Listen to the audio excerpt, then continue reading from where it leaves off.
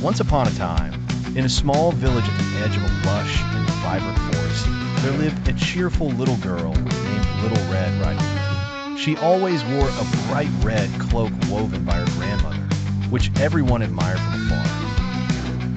One sunny morning, Little Red Riding Hood's mother gently called her, "Dear, your grandmother is not feeling well. Could you take this basket of treats to her?" Eager to help, Little Red Riding Hood agreed and set off with a skip in her step.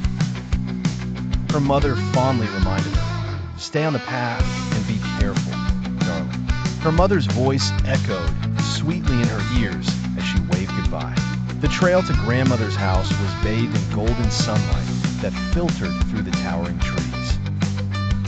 Along the way, Little Red Riding Hood admired the colorful flowers blooming around her and the cheerful chirping of birds overhead. Everything felt magical and alive. As she walked deeper into the woods, Little Red Riding Hood met a kind old wolf. The wolf, curious and with a gentle smile, asked, "Where are you off to on this beautiful day, young lady?"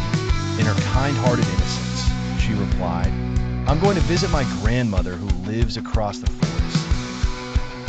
The wolf nodded and suggested, "Perhaps she might like some of these beautiful flowers."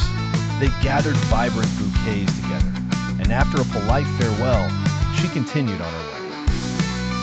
Sometime later, Little Red Riding Hood arrived at her grandmother's quaint cottage nestled among the trees. She knocked softly, and a familiar voice beckoned her inside. "Oh, grandmother!" Little Red Riding Hood exclaimed as she entered. Noticing that her grandmother was sitting up in bed, looking a little different, she remarked, "Why, what big eyes you have!